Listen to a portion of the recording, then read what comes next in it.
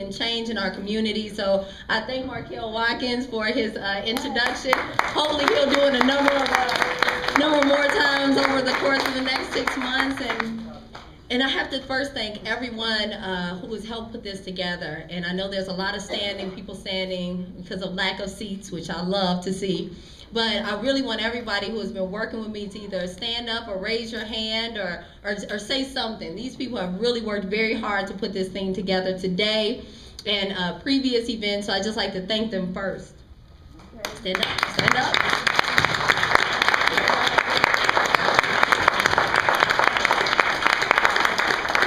Next, I have to thank my mom and my sister.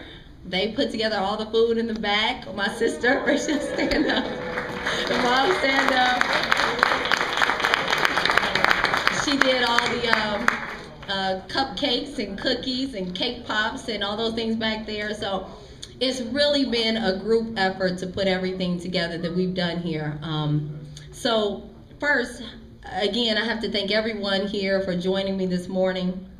I need to apologize. I'm catching a cold, so I'm going to be taking sips of water so I won't cough my way through the speech. But I worked very hard. I've studied for many years just to prepare for this moment. Markel has already addressed my educational background, and my work experience has all been in service to the community. As many of you know, I've had extensive local government, having served as a deputy city clerk under Katie Hall at the Gary City Clerk's office. I worked as a deputy prosecutor in Crown Point under Prosecutor Bernard Carter. And for the last 4 years, I've served as the in-house counsel at the Gary Community School Corporation. Also, 4 years, 4 years, you all trusted me enough to elect me as your councilman at large for the city of Gary. And I just hope that you've been pleased with the way I performed in that role and the other offices on your behalf.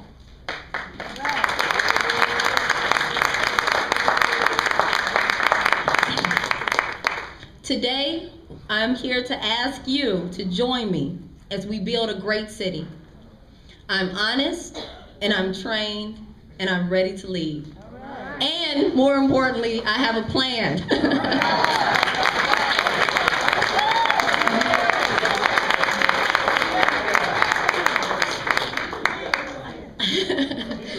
I made the commitment, and it is a commitment, let me tell you, to run for mayor of Gary in the upcoming election. Not just for the leadership title, which I know a lot of people are interested in, but to actually serve my community in partnership with each and every one of you as the stakeholders who also see the true potential of our city. I seek to serve with those who are willing to come together to address the challenges and work hard to make a real difference. We must think about the way we think about our community, ourselves, and our future. Our goals and expectations must be high, and our tolerance for division, which we've seen so much, must be low. It is to our benefit to step out of our individual focuses and realize the benefits of working together to secure our future. A collective effort is vital in ensuring that Gary and its citizens reap the benefits commanded by the resources here. Unity is step one in making the progress a reality. There's no question that Gary, our city, is a valuable resource to the region. We have a lakefront with unlimited development potential. We are the hub of transportation, highway, railway, and even airway. Our community is home of 2 college campuses. There are licensed communication facilities here and a national park with some of the country's rarest ecosystems. What else do we need? Gary is a coveted city that possesses all the ingredients for a formula of success. Aligning vision, talent, and resources is all that's needed. Saying our city should seem quite obvious. After all, we are a populated community. There are people living here. However, to some special interest groups, the fact that honest, hardworking, capable people live, work, and raise their families here have become nothing but an oversight. even as we plan to progress towards a local economic environment where the fiscal foundation of the community is self-supporting and thriving, there are groups that live outside of Gary who seek to control the development and earning potential, thus the future of our city. Regionalization is on our heels. It makes this the worst time to be in a position of vulnerability by weak leadership. The One Region, One Vision Dream movement has proposed Gary redevelopment investment project to stimulate interest in the economic development opportunities here in our city. The project includes decision makers from 7 counties in the region to make decisions about our city, about Gary. This may sound great on the surface. However, it excludes many of the stakeholders here. It takes over many of our own development projects and things that we feel are important for our city. What does this mean to us? It certainly says that we must have leadership. We must have leadership that protects us, that's in place, and that works for the interest of the people. Leadership that has both the integrity, which is a word we've been lacking, and capability to negotiate the best outcomes for Gary. Our vision of progress must be clear. Our actions must be planned. They must be measured and they must be deliberate. Others will talk to you about Gary's problems, its difficulties, the corruption, the lack of funds, the shortage of other economic resources. I could probably stand here for hours and do the same thing. They will focus on negative things such as teen pregnancy, drugs, and homelessness and poverty. But I choose a different leadership direction. Instead of merely focusing on the problems, my administration, the city's administration, the people's administration, will concentrate on solutions. Instead of just talking about corruption in Gary city government, my administration will do what is ever necessary to end it. Instead of merely regretting an unacceptably high level of violent crime in our community, we will take strong, specific steps, working with local, county, and state federal law enforcement officers to make Gary one of the safest cities in the United States. It is clear that if our city is to be successful, we, the people, must expand the Gary economy, create our own jobs for our people, and grow our own middle class. Whether these jobs are located in the private sector or in the public sector, it is a top priority for establishing good paying jobs for Gary citizens. Within days of the election, I intend to be on a plane to Washington, D.C. to reestablish those long lost relationships on Capitol Hill and in the White House. Shortly after returning, I will take several key advisors and key members of labor leaderships and corporate business communities to Indianapolis to meet with our governor and repair our fractured relationship. I intend to make Gary business friendly, a city that supports union labor. I won't hesitate to speak up and stand up for the people of Gary, just as I have done on the council. Finally, we will work with religious, educational, and community leaders to enhance and develop relationships. I will not be satisfied with anything less than complete physical, moral, and social transformation of our city. These 3 things must work together to affect change. We will not be satisfied with making our city merely better.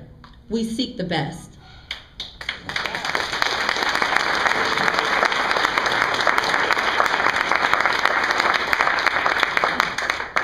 Job creation is based on human capital and development. When companies decide to relocate, they assess the skill set of any community. Even the industrial factories inquire about the basic skill ability of the population when they are considering it. Many of the failed projects that the citizens of Gary continue to finance must be reassessed, and a determination must be made to end unnecessary spending.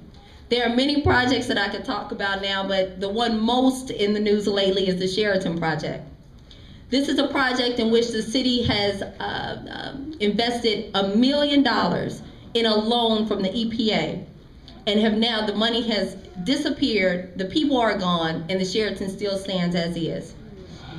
There are approximately 8,000 city-owned properties that are currently off the tax rolls and owned by the city.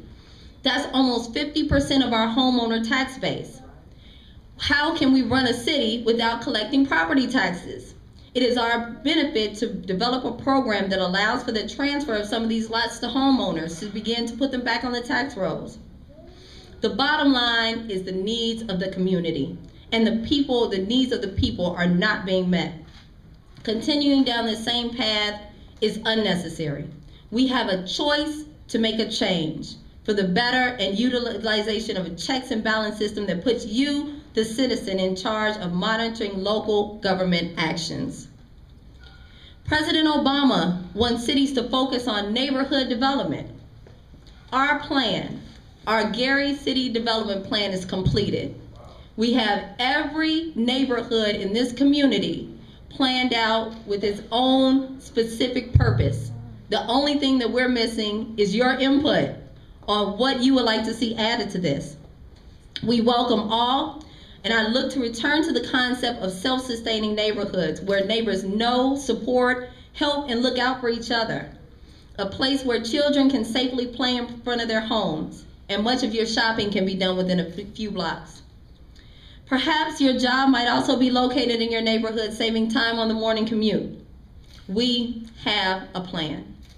And let me just add that this plan was developed by people here in our community, people who live in Gary. We have city planners here, we have developers here, we have people who can do these things. And also, by the way, unlike the city's master plan, this was free. This did not cost $330,000 of taxpayer money. Today, I have shared a bare outline of some of my plan. As the campaign continues, you can expect every month something new to be rolled out from our committee. I, along with other members of our staff, will be more than willing to share any plans that you're interested in. We're more than willing to have you on board. We want you to be part of our team. Today, October 30th, I, Ragen Heather Hatcher, formally announce my candidacy for mayor of the city of Gary. Thank you.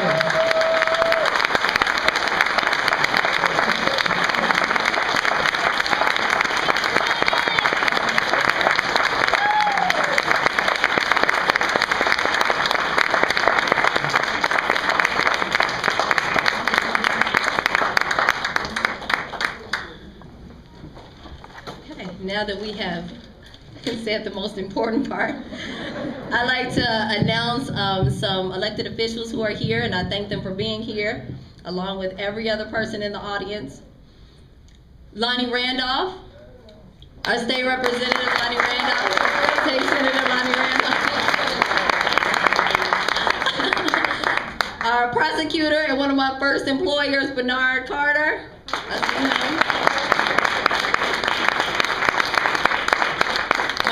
Parents Precinct Committee person, Willie Stewart.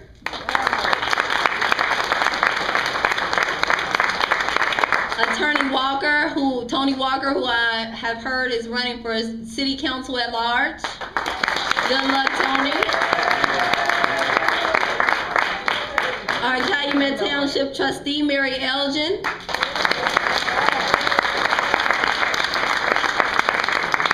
Lynn Johnson, Lake Ridge School Board. LaBrenda King Smith, Gary Community School Corporation School Board member, 5th District. Mr. Ron Matlock, Precinct Committeeman out of Glen Ryan. And if I've missed anybody, oh, and I see the Women of Steel, Local 1014 in the back, thank you. And my precinct committee woman, Nicole Bosford, back here. Very helpful. And again, I'd like to thank everyone who's come out today. I guess we won't do question and answer, but I will be around if anybody wants to talk, or please, if you want to volunteer or help, I would like for you guys to sign up in the back at the table, please. And we'll just be around mingling and talking. So thank you, everyone. Thank you to the committee staff, the campaign staff, everyone who's here. Thank you.